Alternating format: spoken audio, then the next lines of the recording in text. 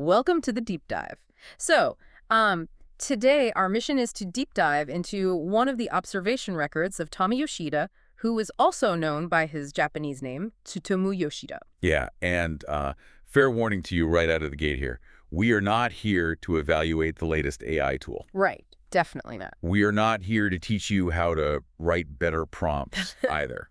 And we are certainly not rushing to any, neat, tidy conclusions today. No, we're not. Instead, we're going to kind of just sit in the uncomfortable friction of a single, honestly, somewhat terrifying question. Oh, absolutely. I mean, have you ever wondered what happens when a machine hands you an answer so perfectly structured that you just completely forget you are the one supposed to be making the decision? It is a profound question. Yeah. And to explore it, we really have to respect the format of the source material we are looking at. Yeah, Yoshida's notes are fascinating. Right, because his observations were deliberately written in both Japanese and English. I mean, he is documenting these deeply nuanced cultural, technological, and philosophical shifts. Which is a lot to unpack. It is. And because of that dual language, dual perspective approach, there is an intentional friction in his notes. So as we go through this, you might feel a slight discomfort. Like an unnatural tension, right, in how language, technology, and human judgment are interacting. Exactly. And we are asking you to just, embrace that discomfort. That friction isn't a glitch. It is actually the entire point. Yeah, it's exactly what we are supposed to be feeling as we watch the ground shift beneath our feet. I mean, we are living in a massive transitional period right now. We really are. So in this deep dive, unfinished thoughts, pending questions, and open-ended ideas are going to be left exactly as they are. Which brings us to the core subject of Yoshida's observation, which is the life insurance industry. Specifically, we are looking at the changing nature of underwriting. Right. We are exploring what happens when the very human hesitation, that wobble in our judgment, starts to vanish into an algorithm.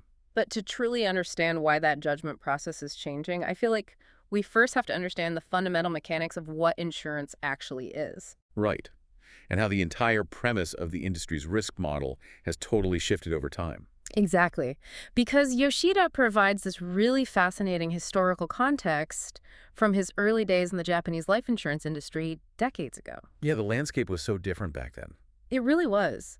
The baseline assumption of what insurance meant and even how you acquired it was entirely different than it is today. Decades ago in Japan, insurance was strictly something you were approached for. Right. A salesperson basically knocked on your door. Exactly.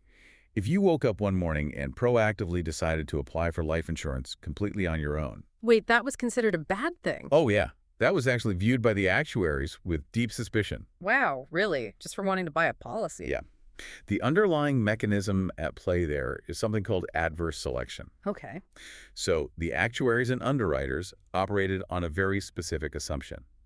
They figured if you are taking the initiative to buy life insurance without being prompted, what do you know about your own body that we don't? Oh, I see. So applying wasn't seen as being financially responsible. Not at all. It was viewed as a huge signal of hidden risk. Wow. The assumption was that you were already worried about a cough that wouldn't go away or maybe a sudden pain, and you were basically trying to secure a payout before the reality of your health became obvious to the insurer. So it's kind of like buying a heavy winter coat. What do you mean?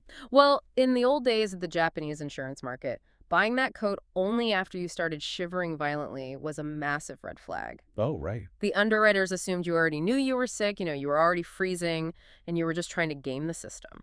Yeah, that's a perfect analogy. But look at the market today.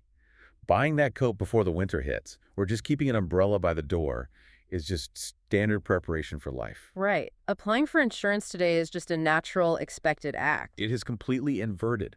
Applying proactively is now the baseline of a responsible adult. Yeah, if you don't have it, people think you're being irresponsible. Exactly. But the shift goes far deeper than just consumer behavior. The very mathematical definition of the risk we are insuring against has totally expanded. Okay, walk me through that. Well, historically, the primary risk was premature mortality. Dying too young. Right. The entire financial architecture of life insurance was built on pooling money, so that if you died tragically early, your family received a massive lump sum to replace your lost decades of income. So it was just a single devastating vector of risk. You were insuring against an early exit. Yes, the classic safety net. You pay a little bit over time so your family doesn't face total financial ruin if the worst happens. But Yoshida observes that today, due to shifting economic realities, changing environments and massive medical advancements, there is an equally terrifying risk moving in the exact opposite direction. And it is the risk of living far longer than expected. Which, on the surface, sounds like the ultimate victory. We all want to live longer. Of course. But the financial implications of outliving your income are mathematically brutal. Yeah, I can imagine. Let's break down the mechanics of that for a second. When you leave the workforce, you are relying primarily on fixed income, pensions, or accumulated savings. Right. If medical science keeps you alive to 95 or 100, but your savings were only modeled to last until you were 80, Oh, wow. yeah, sheer survival becomes a massive financial crisis. Inflation compounds, the cost of living rises, and the money just drains away. And this reality forced the industry to create private pension-type products, right? Like annuities. Exactly. And the math of an annuity is the exact inverse of traditional life insurance. Because with an annuity, the insurance company is pooling risk to ensure you receive a steady stream of income for as long as you live, no matter how long that actually is. Yes. With traditional life insurance, the company loses money if you die tomorrow. Right. With longevity products, the company loses money if you live to be 105. So modern life insurance is now effectively holding two completely opposing directions of human mortality simultaneously. That sounds incredibly complicated. It is. It has to calculate the probability of you dying too early, while simultaneously calculating the financial burden of you living way too long. So the product itself has evolved to encompass basically the entirety of human lifespan uncertainty. Exactly. And managing that level of dual-directional complexity requires a massive amount of mathematical precision. Which brings us to the actual process of judging that risk, the underwriting. Right. Because as the products became infinitely more complex, the industry naturally turned to technology to handle the load. And Yoshida makes a really crucial distinction here about how technology has altered the landscape. He notes that the constants, the raw inputs of human biology, they haven't actually changed. Meaning the data is the same. Right. An underwriter is still looking at the exact same building blocks, your health conditions, your medical history, your age, occupation, lifestyle, habits. But the way those inputs are processed, that's where the earthquake happens. Oh, absolutely. Let's look at the how of traditional underwriting first. Historically, an underwriter used static actuarial tables. It was a highly structured but very manual grid system. I'm picturing a lot of paperwork. Tons of it. You start with a base rate for a 40-year-old male, then you manually apply debits and credits. Like, he smokes. Add points to his risk score. Exactly. He has a family history of heart disease, add more points. He exercises and has great blood pressure, subtract points. So it was a very linear, additive process. It was. And it required a human being to literally sit there, pore over the paper file, and synthesize all those disparate, sometimes conflicting pieces of information. But today, the introduction of AI predictive modeling changes the variables entirely, right? Completely. The AI doesn't just add and subtract points on a static grid anymore. It utilizes what's called multidimensional clustering. Multidimensional clustering. Yeah, it basically instantly cross-references your specific combination of health data against millions of historical health trajectories. Oh, wow. So it can spot non-obvious correlations. Perhaps how a specific occupation, combined with a minor thyroid issue, historically impacts longevity in a way a human underwriter would never, naturally synthesize. Because it's just too much data for a human brain to hold at once. Exactly. Vast amounts of data are analyzed instantly, and highly consistent outcomes are generated. Structurally, it is a total masterpiece of efficiency. Okay, wait, I have to stop you there for a second. Sure. Because if the inputs are exactly the same, and the AI just makes the process faster, more comprehensive, and perfectly consistent, isn't that a total win? Well, Yoshida talks about this transition causing the loss of human hesitation, the loss of the wobble, yeah. the mid-process doubts that underwriters used to have. Right. But if I'm playing devil's advocate for a moment here, human hesitation sounds an awful lot like human bias. That's a fair point. Humans make mistakes. We get tired. We judge a file differently at 4 p.m. on a Friday than we do at 9 a.m. on a Monday. We absolutely do. So if the machine eliminates the wobble and gives us a cleaner, mathematically superior result, why should we mourn the loss of that white space? And that is the exact tension Yoshida wants us to sit with today. Okay. Your argument makes perfect sense if we were talking about an algorithm calculating, say, the risk of a commercial jet engine breaking down, or the trajectory of a stock price. Right, something purely mechanical or financial. Exactly. But we aren't. Life insurance deals with human life. It deals with our physical bodies, our deepest fears, and the messy, unpredictable reality of human biology. It's life and death translated into a legally binding contract. Right. Think of it kind of like the justice system. Traditional underwriting is like a judge in a courtroom. Okay, I follow you. A judge looks at the law, sure, but they also look at the context of the defendant, the nuance of the situation, the surrounding environment. They can read the room. Right. They have the power to hesitate, to weigh the gray areas, and to apply empathy. And the AI. AI underwriting in its purest form is like a mandatory minimum sentencing grid. Oh, wow. That's a dark comparison, but it makes sense. It is perfectly consistent.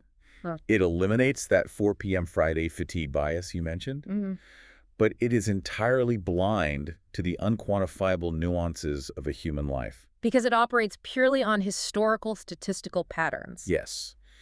When a human underwriter hesitates, they're actively sitting in that white space. They're acknowledging the weight of the decision. They realize there's a real person behind the paperwork. Exactly. They're recognizing that the person on paper is a living, breathing human being whose life trajectory might not fit neatly into a cluster of past data points. So that wobble isn't just inefficiency or bias. No, it is the boundary where mathematical calculation meets subjective human judgment. I see. By removing the hesitation, by optimizing the process for pure speed and consistency, we are treating human mortality as a purely mathematical certainty. Which fundamentally changes the role of the human being sitting at the desk. It really does. I mean, if the hesitation is gone and the machine is doing all the multidimensional clustering, who is actually making the final call? And this leads us directly into what Yoshida identifies as the illusion of human control. Let's get into that because this part is wild. Yeah. Officially, on paper, nothing has actually changed regarding responsibility. Right. The final decision to approve or deny a life insurance policy rests entirely on human shoulders. The regulatory framework still demands human accountability. The AI is positioned, legally and operationally, merely as a tool.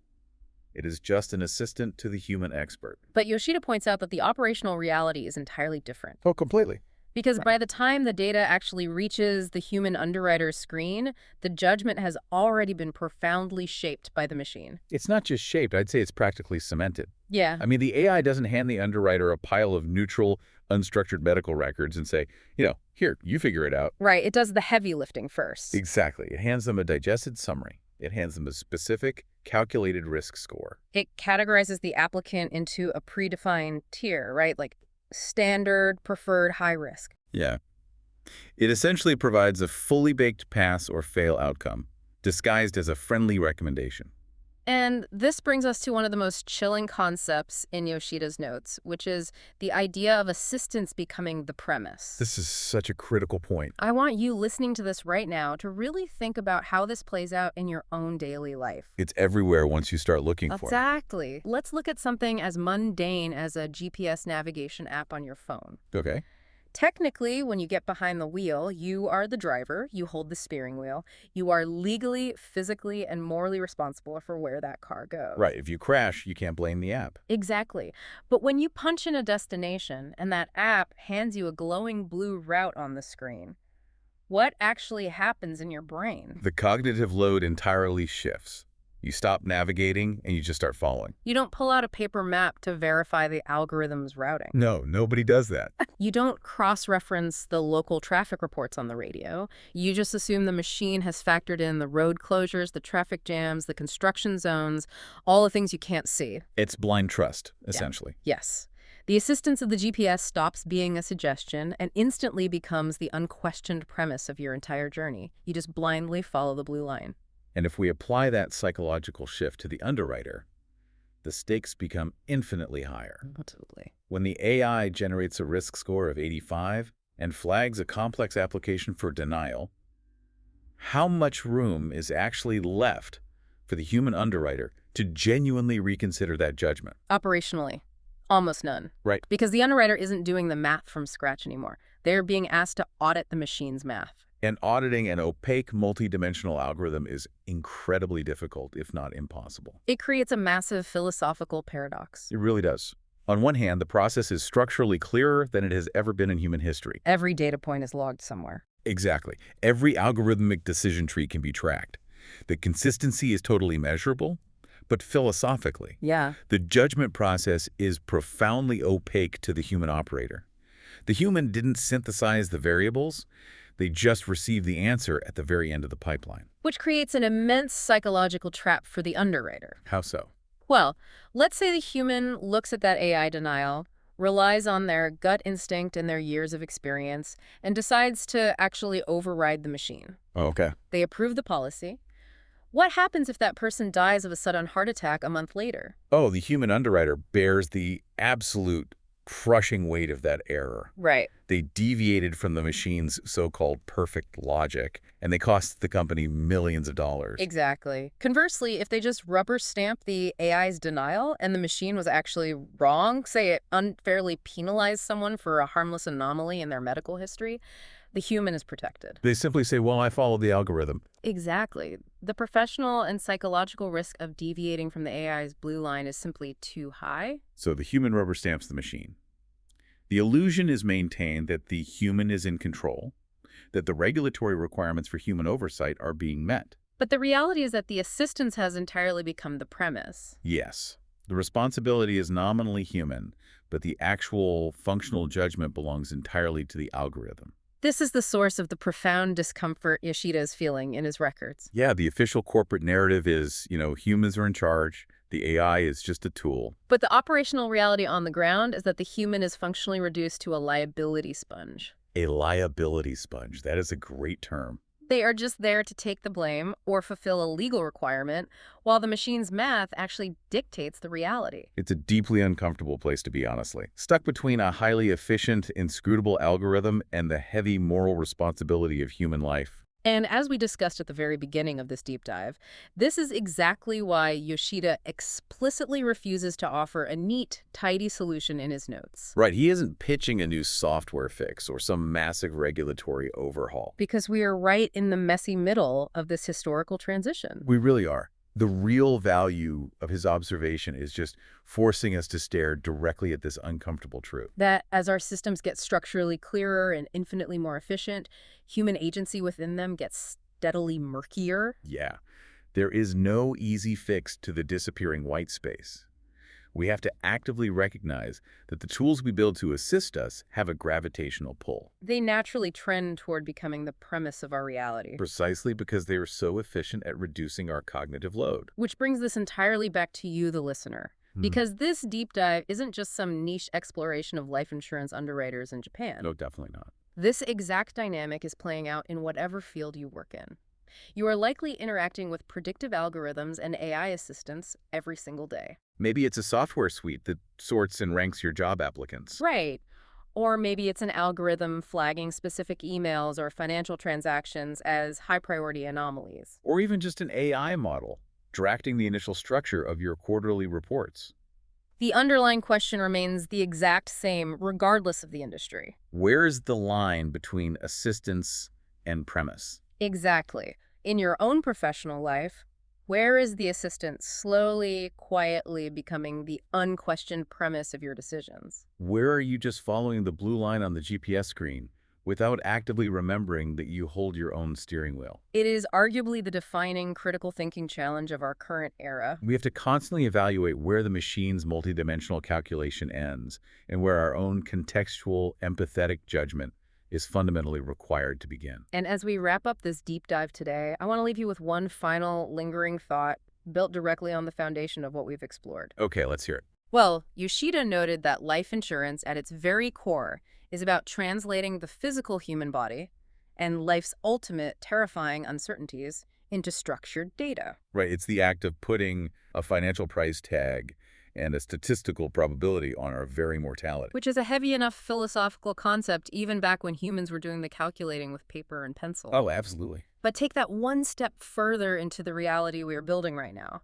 If our mortality, the most visceral, unpredictable, profoundly human thing about our entire existence, is increasingly pre-packaged into algorithmically generated risk scores before another human being even glances at our name. Wow. How is that going to change our own understanding of what it means to be human? When our biology is reduced entirely to a cluster of predictive data points. Exactly. If the machine knows the mathematical probability of our ending better than we do, and it structures the very premise of how society views our risk. Where do we find the meaning? The hesitation and the beautiful unpredictability in the middle.